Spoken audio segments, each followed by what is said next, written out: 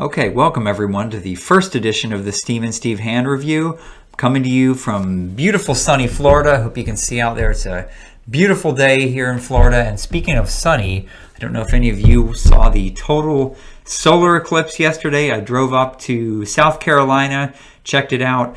Really cool, amazing, words cannot describe experience.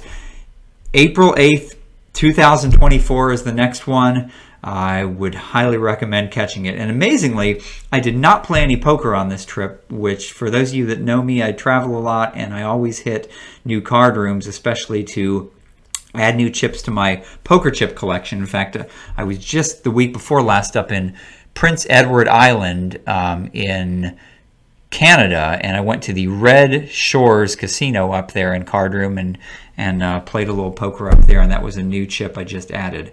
But no poker on this trip. Didn't even think about poker. Maybe for a slight moment when the moon eclipsed the sun, it did look like a giant poker chip. But just beyond that, I did not think about poker the whole trip, which was amazing for me.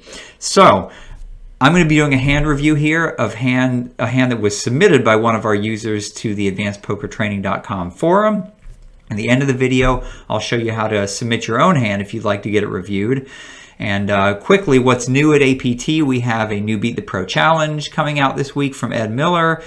We have the new forum, which I just mentioned, which is a great way to get feedback from your fellow APT members. And also, we're launching some leaderboards soon. We also have some new tournaments. If you're into playing our live tournaments, we now have a 6-max tournament every week. We have 14 tournaments every week, a couple of 6-max tournaments, some heads-up tournaments. And we have a brand new shootout format as well, which is really cool. If you've never played a shootout before, you have to take all the chips from everyone at your table before moving on to the final table. So it's a little bit different than a typical tournament, but it's a lot of fun. Okay, so let's take a look at this hand. It's been posted by user Atlin to the Advanced Poker Training Forum. And he says, I'm sure I went wrong somewhere. This wasn't a huge loss, but how can I lose less on this hand? Thanks for any help, Larry. Okay, Larry, let's take a look and see what you got here. We have a 2-5 game, and we're playing 6-max. The stacks are about 100 big blinds deep. It's folded around to the cutoff, who opens for 15, and our hero is on the button with ace-10 of hearts. And our hero just called here, and I like that play. I think it's probably clear to everyone that we're not going to fold here. So the question is, do we call or do we 3-bet? There are lots of reasons just to call here. First of all, let's go and look at our opponent's range. And you might even want to pause the video here and try this on your own. I'm going back to the Advanced Poker Training member page here. And if you go under Tools and Games, you can pull up our Winning Odds tool. And we can go ahead and put in ace-10 for us here. There we go. And now we can click this range button over here and enter a range of hands for the villain. So the villain opened first in from the cutoff in a 6-max game. Most people are going to be opening any pair, any Broadway card from there. They'll probably open any ace-x suited, a few more of these, some suited connectors here. Probably down to that. Maybe even a few more, maybe even a couple of those, and something like this. And so as you can see, if you look at the bottom here, we're up to virtually 25% of all starting hands, which I think is reasonable for a cutoff opening range in 6-max. So this is what we're up against here, and if we click OK, we'll see that our hand, ace-10 of hearts, is going to win over 55% of the time against that range. So again, we're definitely not folding here. If we do 3-bet, of course, what's going to happen is the villain is going to ditch some of the worst hands here in their range and only call us with the hands that are ahead of us.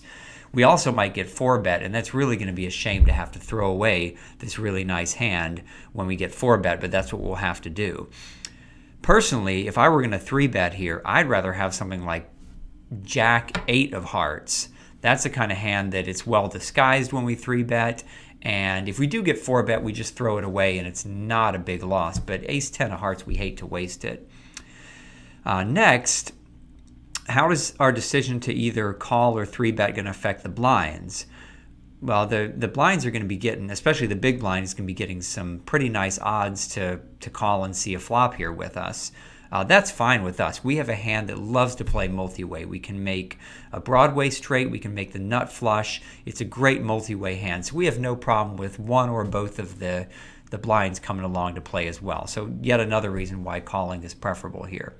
And finally, we're in position. And when you're in position, the faster all the chips go in, the less your value of position is. Obviously, once you're all in, being in position isn't worth anything anymore. So we have reason to keep the pot small for now, keep the relative stacks as deep as possible. That will increase the value of our position on the flop. So for all these reasons, calling is the correct play here. Okay, so both of the blinds fold. So there's $37 in the pot now. We go to the flop, which is 5 of hearts, 7 of spades, queen of spades. So the villain checks to us. This doesn't tell us a lot about what she has. She could have totally missed the flop and just decided not to make a continuation bet this time. She could have flopped a set of queens and be trying to trap us, or anything in between those two extremes. Maybe she has pocket nines and is planning to check call. So what do we have? Well, we have a backdoor flush draw and an overcard and a backdoor Broadway straight draw as well. Some people like to bet this, but personally I prefer to check. The preflop raiser is not going to check fold this flop very often, and by checking it, we give ourselves a chance to pick something up on the turn. Let's say the jack of hearts falls, and then we've picked up a really strong draw, or an ace could fall, and we can make top pair on the turn. But right now, we don't really need to semi-bluff. Really, the other reason is because we might have the best hand right now. If we had something like 9, 8 of hearts, I would be more apt to bet that, because not only does that have a stronger draw because it's got the gut shot, but we have no showdown value when we have 9, 8 of hearts. We cannot win the showdown without improving. There's no way we can showdown 9 high. So we're more compelled to bet with something like 9, 8 of hearts. But here we have the potential to win the showdown without improving. So I like just checking this through. Our hero does that as well, so I think he played it right here as well.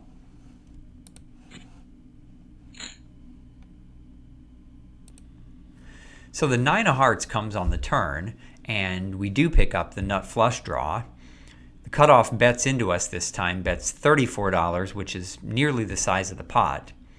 And we're not folding the nut flush draw here with an overcard as well. Our hero just called, and I think that's the best play here as well. Raising is a little bit overzealous here. She might have been trapping us with some big hand on the flop and now decided to bet it on the turn. And if that's the case, we're going to get re-raised by her. Possibly she'll just shove, and then we're going to have to throw away a really nice draw here, and it would be a shame to do that. So I think some people raise here for the same reason they bet the flop, because they hate to pass up semi-bluffing opportunities.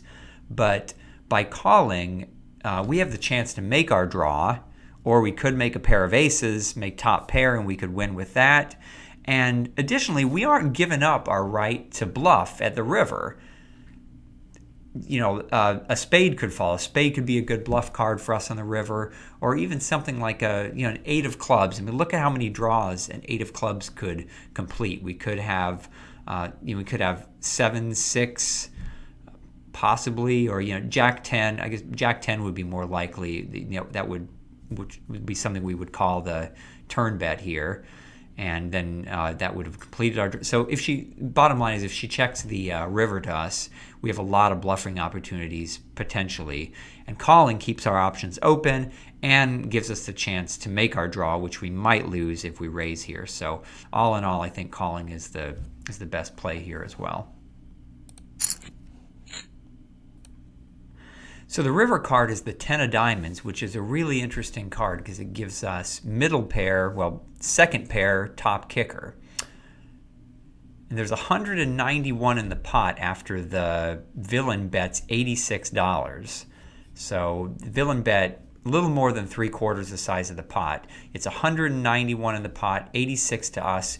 We need to win about roughly 30% of the time here to make this call profitable. So our hero does call, and to be honest, my gut instinct is I don't like this call. I think we're going to win 15, 20% of the time. I just don't think we're going to win 30% of the time here. I think it's real easy to call off $86 here because you've come this far in the hand and now we got second pair. But when we really go look back at the villain's initial hand range here, I don't see a lot that we can beat anymore. And the crux of why I say that is I don't think the villain, the cutoff, is going to be betting any one pair hands that we can beat at this point. So looking at this initial range, what are some one pair hands that we can actually beat that the villain would value bet, maybe make a thin value bet with? Maybe Jack 10 or King 10. Well, first of all, we have a blocker. We have the 10 in our hands. That's a blocker to those hands. And would the villain really bet more than 3/4 of the pot? If you're really trying to get a little bit of value out of a marginal hand like that, wouldn't the villain bet more like 50, half the pot? So I don't see the villain making a bet that big, and in general not even betting those hands for value. Those would be check calling hands in my opinion. So I don't see any one pair hands we can beat that the cutoff would bet at this point. So what about some total bluffs? What about King Jack? No, well, King Jack just got lucky and made a straight. What about Ace King? Maybe Ace King. Again, we have an ace in our hand. That is a blocker, an ace blocker, so that makes a difference right there. Maybe Ace King would be a bluffing hand that possibly the villain could have played this way. She checked the flop through and then decided to go, bluff 2 streets with it. Maybe. That's one of the only hands. Otherwise, you look at this range here, and there's just not a lot of hands that have not at least made a pair. And remember, my original argument was that the villain is not going to bet one pair of hands here. She's generally going to check call those. So if you look at the way this board ran out, there's just not a lot left that hasn't at least made a pair. So we can't find many bluffing hands. Now, on the flip side, what about value hands that we're behind? Yes, there are plenty of those. As we said, she could have slow played something on the flop, pocket 5s, pocket 7s, could add pocket 9s that would have checked the flop maybe and then made a set on the turn. What about ace queen? Sure. Some people will get a little nervous with ace queen and say, hey, I don't think I can really bet 3 streets with ace queen with top pair, top kicker here. So I'm going to take a little chance and try to check the flop through and then try to get 2 streets of value on the turn and the river. It's not necessarily a bad way to play it, although a little risky, but it certainly worked out in this case. So ace queen is a possibility. King Jack we talked about before would have made a straight. 10-9 suited would have now made 2 pair. Lots of possible value hands that the villain would be betting for value here. So the bottom line is there's plenty of realistic value hands, not many bluffing combos. So when you look at all the combinations, it's so many more value hands than bluffs.